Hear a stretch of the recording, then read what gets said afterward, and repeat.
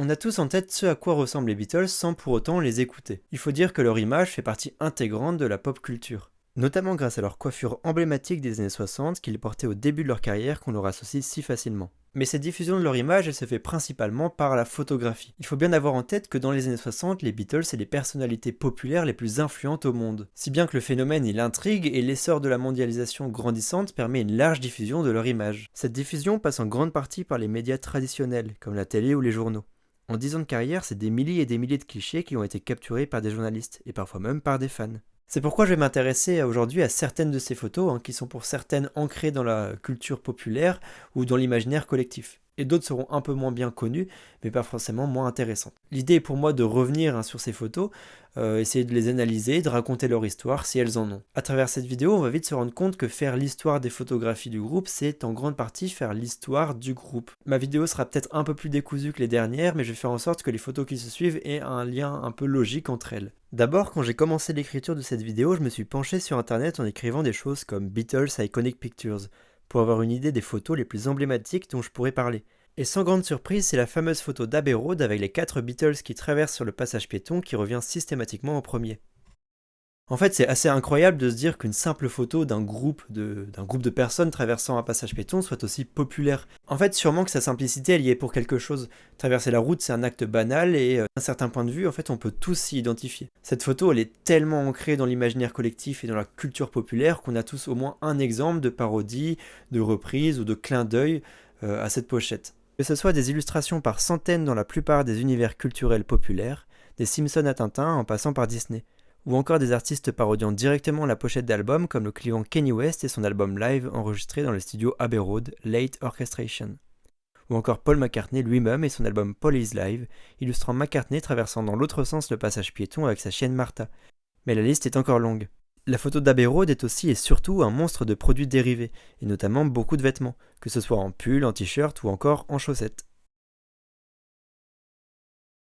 Enfin bref, tous ces exemples pour comprendre à quel point l'imaginaire derrière cette photographie est hyper prolifique. Et c'est d'ailleurs en ce sens que le photographe a véritablement réussi son travail. Mais d'ailleurs, qui est le photographe derrière cette photo? Il s'agit de Ian Macmillan, un photographe écossais choisi par John Lennon le 8 août 1969 pour réaliser la pochette de leur nouvel album. 6 photos sont prises durant la séance et c'est la 5e qui sera retenue par le groupe. La suite on la connaît, Abbey Road est ancré à tout jamais dans l'histoire et sur mes chaussettes. Mais ce qui rend cette photo encore plus iconique à mon sens, c'est le choix de pourquoi est-ce que les Beatles se sont photographiés directement dans la rue devant leur studio.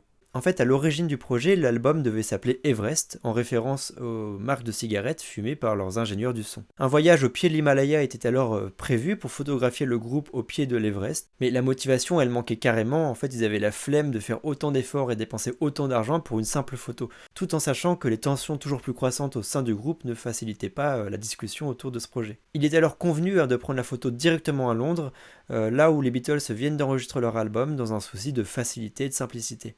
Très logiquement, les Beatles ils écartent le nom Everest et choisissent Abbey Road comme titre pour leur prochain album. Alors maintenant, on a l'habitude de dire les studios Abbey Road, mais à l'époque c'était les studios EMI, c'est bien plus tard que le studio a rebaptisé en clin d'œil à cet album. Et c'est sûr et certain qu'à l'heure où je vous parle, il y a des centaines de personnes qui attendent leur tour pour traverser le passage piéton comme les Beatles. La seconde photo dont je vais vous parler est elle aussi une photo d'une pochette d'album, plus précisément une pochette d'un album américain, l'album Yesterday and Today. Mais elle est plus connue sous le nom de Butcher Cover, littéralement la pochette bouchée, et ce pour des raisons que je vais expliquer un peu plus tard, et vous comprendrez assez vite pourquoi. C'est notamment une pochette qui fera un grand scandale chez nos voisins américains. Il faut savoir que les Américains ne font rien comme tout le monde, jusqu'aux albums des Beatles.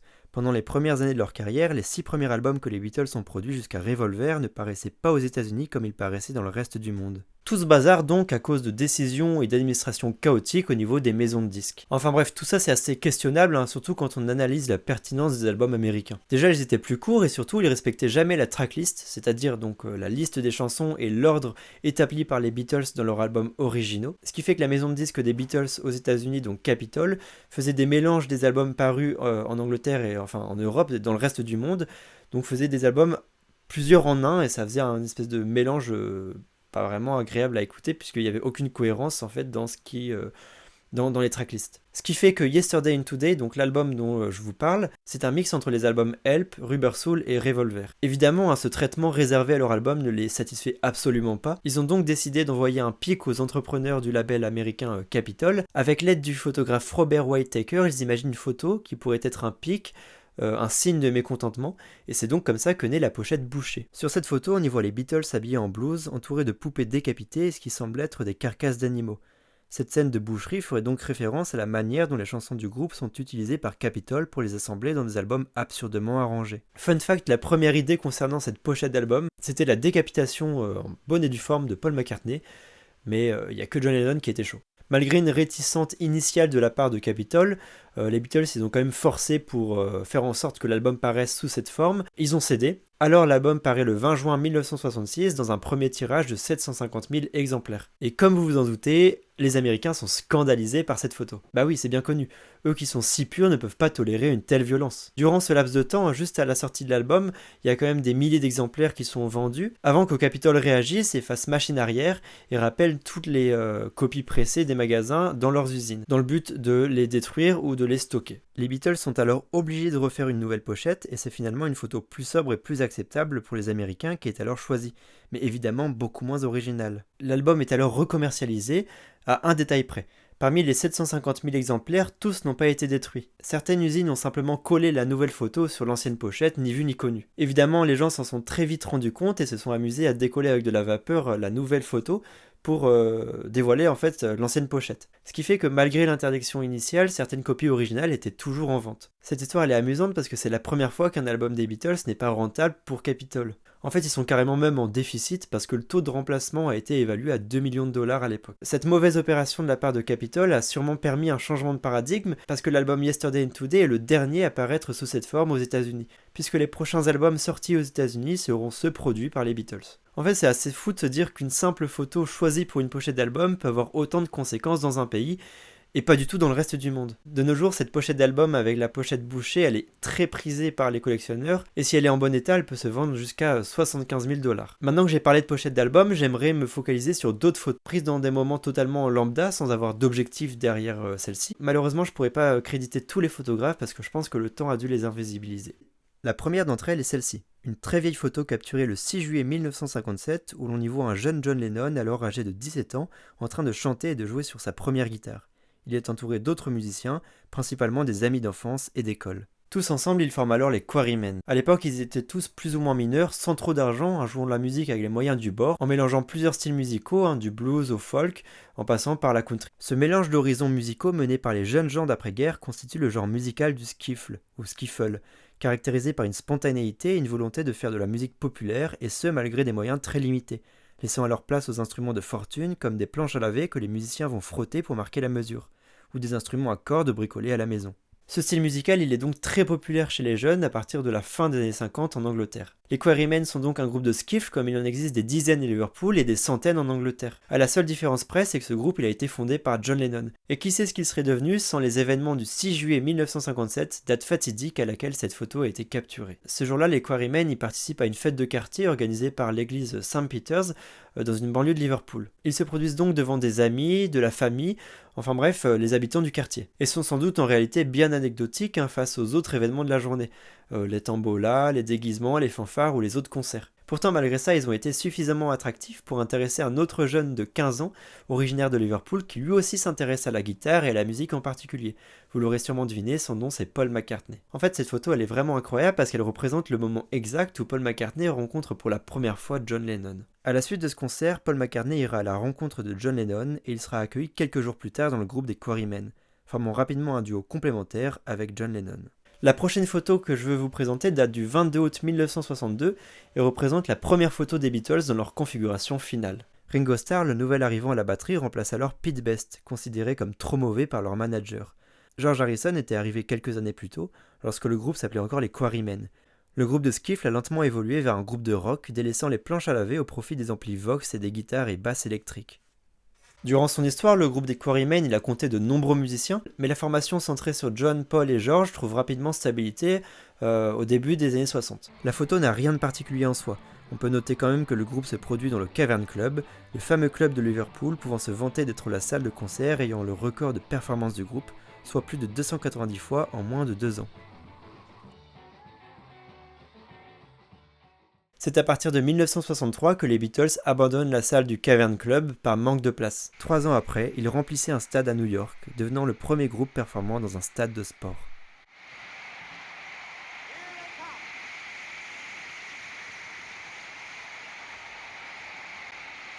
La dernière photo que je vais vous présenter de cette série de 3, vous vous en doutez, est la dernière photo des Beatles. Capturée le 22 août 1969 dans la propriété de John et Yoko, il s'agit en réalité pas précisément de la dernière photo, mais de la dernière séance photo. Donc je ne peux pas assurer que celle-ci est la dernière du groupe, mais c'est bien la dernière fois que les Beatles sont photographiés tous ensemble. Cette photo elle a quelque chose de fatidique quand on sait à quel point les tensions entre les 4 membres devenaient de plus en plus insoutenables, et qu'elle a lieu seulement 2 jours après le dernier enregistrement des Beatles les réunissant tous les 4 sur la chanson I Want You, She's So Heavy, clôturant par ailleurs la mise en boîte de leur dernier album, Abbey Road. C'est précisément 30 jours plus tard, le 20 septembre 1969, que John Lennon quitte officiellement les Beatles, laissant ainsi derrière lui une histoire si riche. Au-delà de leur signification initiale, ces 3 photos sont aussi témoins de la profonde révolution et évolution culturelle fulgurante des années 60. Les choses sont allées très vite et on a du mal à croire que seulement 7 ans séparent la première photo des Beatles de la dernière que je viens de présenter. Pour finir, j'aimerais vous présenter une photo de l'histoire des Beatles qui est véritablement touchante de par sa signification. Un cliché datant du 15 juin 1964 qui pourtant ne capture aucun membre du groupe, mais une personnalité que vous ne connaissez probablement pas, qui à l'époque venait de passer de parfait inconnu à star planétaire en l'espace de quelques jours. Je veux vous présenter la photo de Jimmy Nicol, attendant son avion pour rentrer à Londres. Analyser cette photo ne peut se faire sans analyser le contexte qui l'entoure. En 1964, les Beatles y entament leur première tournée mondiale, mais malheureusement Ringo Starr tombe malade et il doit se faire opérer des amygdales. Le problème c'est que les Beatles sont en pleine tournée et ils peuvent pas annuler de concert, ils sont censés jouer dès le lendemain à Copenhague. Une solution est rapidement trouvée par le manager et le producteur, donc George Martin et Brian Epstein. Quelqu'un doit le remplacer. À l'époque, George Harrison il est vraiment contre cette idée, mais il n'a pas le choix. C'est alors Jimmy Nicol qui est choisi, un batteur d'un petit groupe de rock, les Shub Dubs. Il est donc appelé et celui-ci accepte et dans la foulée rejoint les Beatles à Copenhague pour le premier concert d'une série de 10 concerts à travers le monde. Il est encore aujourd'hui la seule personne ayant joué avec le groupe lors de la Beatlemania. Il est le seul à l'avoir vécu de l'intérieur, il est le seul témoin de cette folle période. Il a donc découvert la folie furieuse qui entoure le groupe dès l'année 1964. Il a pu goûter au succès le plus total en l'espace d'à peine quelques jours, et même sûrement réaliser le rêve de nombreux musiciens. Mais malheureusement pour lui, son voyage hors de la réalité s'est rapidement conclu d'une manière très brutale. Le retour de Ringo Starr a sonné pour lui le retour à la réalité. Le retour dans un groupe inconnu, bien loin des caméras, des projecteurs, des journalistes et des fans. C'est en ce sens que cette photo est absolument lourde en émotions, dramatique même pour certains. Jimmy Nicol, seul dans un aéroport, les yeux dans le vide, bien conscient que la Beatlemania serait pour lui qu'un lointain souvenir à sens unique. Cette photo est pleine de fatalité, car comme Jimmy Nicol s'en doutait, il n'a pas pu surfer sur la vague de la Beatlemania avec son groupe. Il est rapidement redevenu un artiste pratiquement inconnu. Je pourrais conclure cette vidéo sur un témoignage de Jimmy Nicol. Après le retour de Ringo, ils ont changé. C'était comme accueillir à nouveau un membre proche de la famille. Ils m'ont traité avec rien d'autre que du respect en tant que musicien. Et je pense qu'ils pensaient que j'étais très bon. John m'a dit un jour que j'étais meilleur que Ringo, mais que j'avais raté de peu le navire. Quand j'étais dans l'avion pour rentrer à Londres, je me sentais comme un enfant bâtard renvoyé chez lui par une famille qui ne voulait pas de moi. Quand on a eu le meilleur, on ne peut plus rien accepter d'autre. Merci beaucoup d'avoir suivi ma vidéo, j'espère qu'elle vous a plu. Si c'est le cas, n'hésitez pas à me le dire en commentaire, en vous abonnant, en partageant et en commentant. Ça faisait longtemps qu'il n'y avait pas eu de vidéo parce que je suis en train de préparer mon audition pour rentrer au conservatoire, donc ça me prend quand même pas mal de temps. Donc d'ici quelques jours, je vais faire en sorte de pouvoir peut-être poster les musiques que je suis en train de travailler. Ça permettra de vous montrer ce sur quoi je travaille en ce moment. J'espère que cette vidéo elle vous a plu, c'était un peu un concept. C'était une idée un peu différente de ce que j'ai proposé jusqu'à maintenant, c'était sympa à écrire. Donc si ce format vous plaît, il y a évidemment énormément d'autres photos que je pourrais présenter et analyser. Donc faites-le moi savoir. En attendant, je vous souhaite bonne fin de journée ou bonne fin de soirée et je vous dis à la prochaine.